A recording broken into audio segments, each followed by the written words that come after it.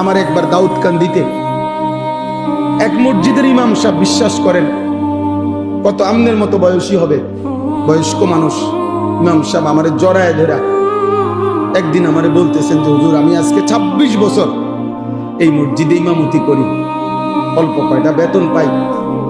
কয় যে হুজুর আমি আমার বিবি বাচ্চার কত আবদার জীবনে পূরণ করতে পারি নাই অভাবের কারণে, কাইন্দা দিছে।